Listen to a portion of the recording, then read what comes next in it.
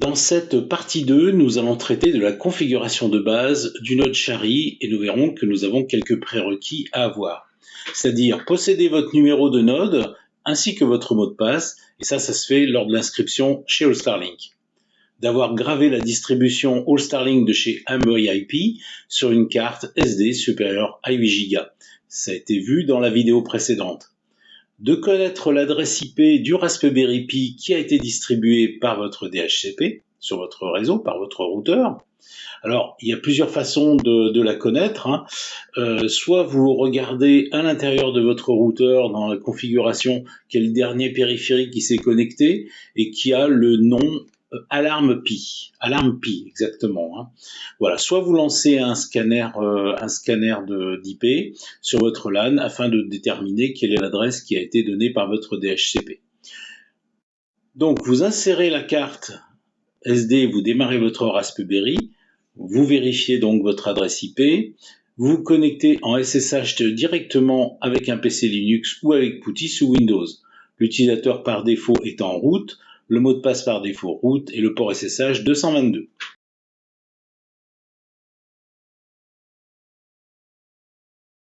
Voilà, nous connaissons maintenant l'adresse, nous allons pouvoir déjà la pinguer, ce qui permet de faire un essai, voir si entre les deux ordinateurs, voilà, moi il m'a trouvé la 173. C'est bon, je ping mon Raspberry, je vais pouvoir commencer l'installation en SSH. Donc la syntaxe sous Linux c'est SSH, root, qui est le compte par défaut, arrobas l'adresse IP du Raspberry, -p, sans espace, 222.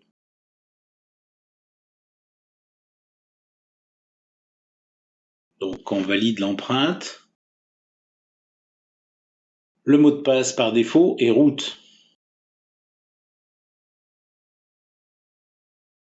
Le système nous propose une mise à jour, on ne veut pas s'en priver, donc on va cliquer sur Yes.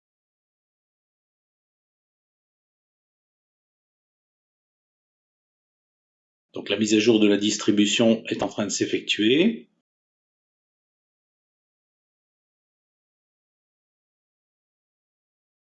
On ne touche à rien. Ok, la mise à jour est faite. Elle sera appliquée au prochain reboot. Ce qui va d'ailleurs être fait tout de suite. Voilà, notre système a rebooté, je me reconnecte. Le mot de passe toujours root. On vient de faire les mises à jour, donc on ne va pas les faire maintenant. Voilà. Voulez-vous démarrer le setup du Raspberry Pi? Oui. On change le mot de passe du compte route. Là, moi j'ai mis Shari 2023.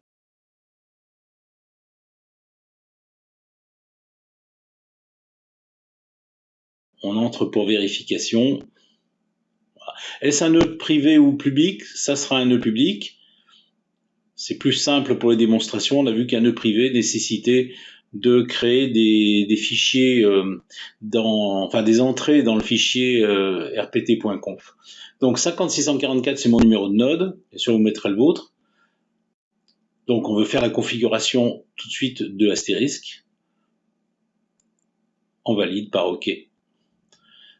Tout de suite, on va changer notre fuseau horaire.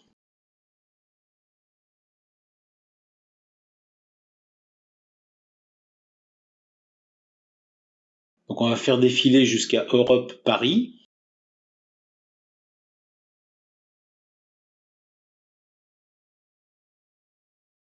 Voilà, il ne va pas tarder d'arriver. Allez, encore un petit essai. Voilà, Europe-Paris, un coup sur la barre d'espace, on coche et OK. C'est correct, on valide par Yes.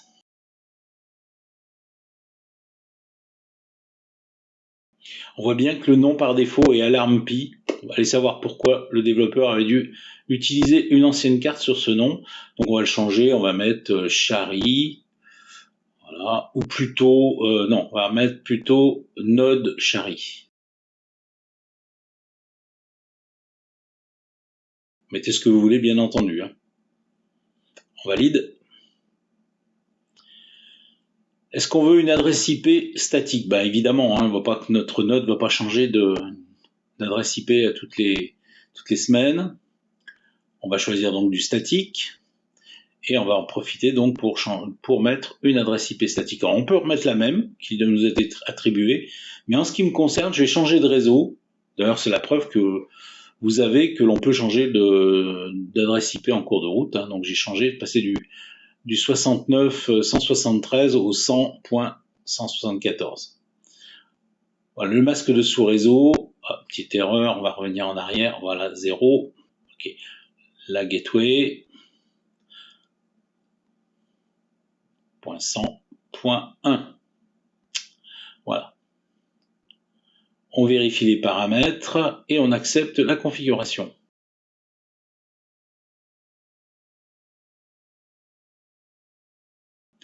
Est-ce que l'on veut changer le port SSH par défaut qui est 222? Bon, on pourrait. Vous pouvez mettre ce que vous voudrez. Bon, pour ma part, pour les besoins de la pédagogie, on va rester sur 222. Donc, on ne change rien et on reboot.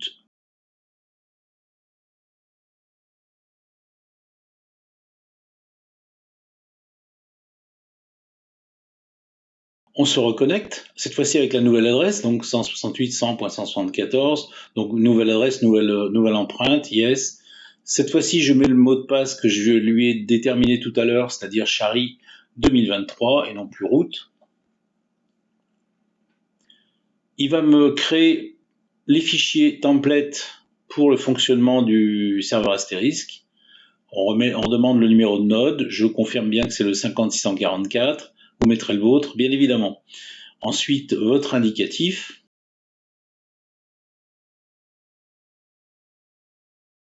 Est-ce qu'on veut apparaître dans l'annuaire de All Star Link? Ben oui, on va répondre yes. Hein. Savoir si on est bien connecté ou pas. Alors là, est-ce qu'on choisit donc une balise, des indications vocales ou par morse? Choisir yes pour le vocal. Le 4569, c'est le port par défaut du serveur IAX2. On verra ensuite à quoi il sert. Bon, normalement, pour un simplex node, on choisit le 1. On pourrait choisir le 0 si on voulait pas d'un node bavard qui donne plein de petites choses, l'adresse IP au démarrage. Il nous demande le mot de passe du serveur IAX. On lui a donné et on confirme.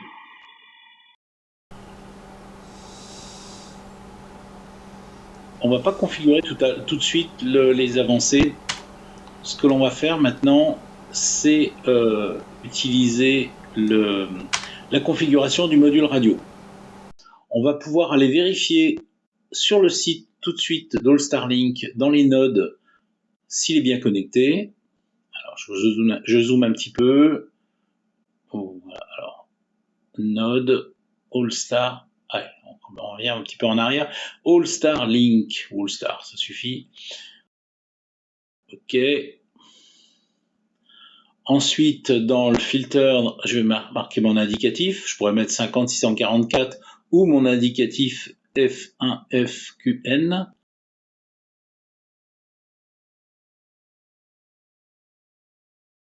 Voilà. On voit qu'il est vert. Ça veut dire qu'il est connecté. Et on voit les paramètres que j'ai renseignés, connectés. Je peux cliquer sur le bubble chart. C'est un diagramme. Donc là, je suis tout seul. Hein, je suis connecté à rien du tout. Donc, je n'ai juste mon patatoïde là qui m'indique que je suis connecté à rien.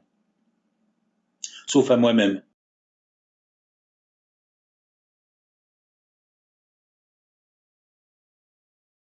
Nous allons maintenant paramétrer le node radio. Alors avant, on va faire un petit tour des différentes choses. Là, change route password, on l'a fait. Le numéro de node, on pourrait le changer à ce niveau-là. Le time zone, on va pas changer le fuseau horaire.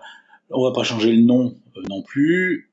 Pour le moment, on va pas changer également le réseau, on l'a déjà fait. Si vous voulez activer le Wi-Fi, vous pouvez le faire tout de suite. Ça vous évitera d'avoir un fil à la patte pour faire un mini relais tout de suite derrière l'antenne. Le Secure Shell, on ne bouge pas. Et on peut démarrer tout de suite un bash. Donc cd/usr/. local /sbin/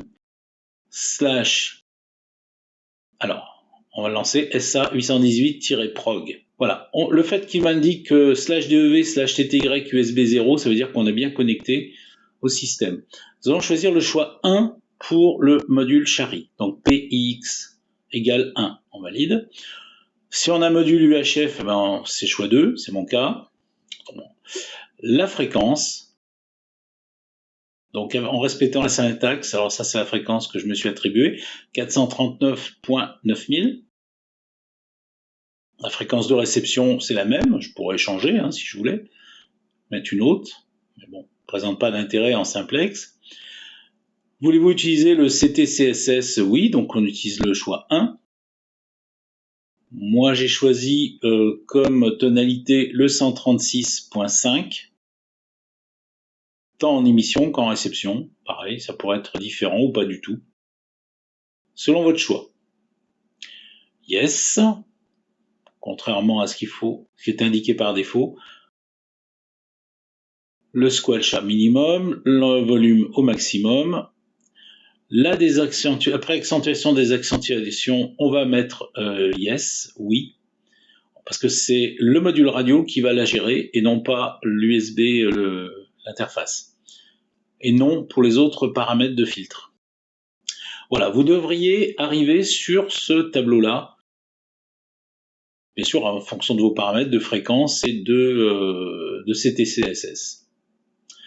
Donc est-ce que c'est correct? Oui, on valide. Il nous fait un bref résumé. La programmation du module radio est terminée.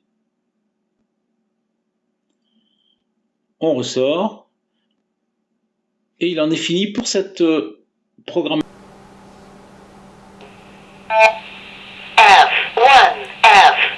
Alors on a vu que déjà il répond, ça fonctionne. Ça veut dire qu'il est connecté, il m'a donné mon indicatif. Le choix 10, c'est le display de la version. Bon, pas vraiment très intéressant. On voit qu'on a la 171-04.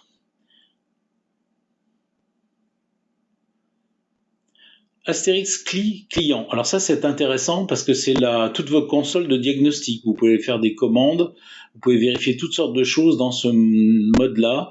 Et on verra tout à l'heure qu'on teste, voilà, déjà première fois, les DTMF. J'appuie sur mon TX 1, 2, 3, 4 et 5. Il détecte bien le DTMF et m'affiche les numéros donc sur la console.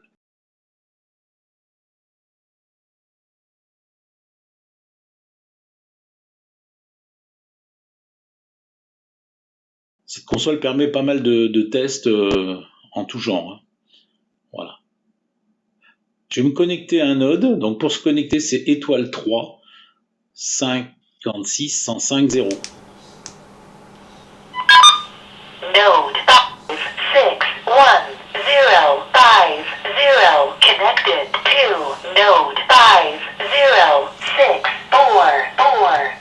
Voilà, il me dit que je suis connecté au node 56150. Mon node, c'est le 50644. On lit verticalement les choses. Maintenant, on va faire la déconnexion. Alors, on tape étoile 1 pour se déconnecter. Donc, étoile 1, 56, 105. Node 56105 disconnected. Je suis déconnecté. Voilà, pour la démonstration est finie, on y reviendra bien plus dans une autre partie de ce tutoriel. Ici c'est pour relancer, donc là c'est pour paramétrer le système, on va y revenir tout de suite. On peut redémarrer le serveur Astérix, rebooter le système et l'arrêter à la fin, donc le choix 16. Lors de la prochaine vidéo, on fera une configuration avancée et des tests. 73 à tous, à bientôt.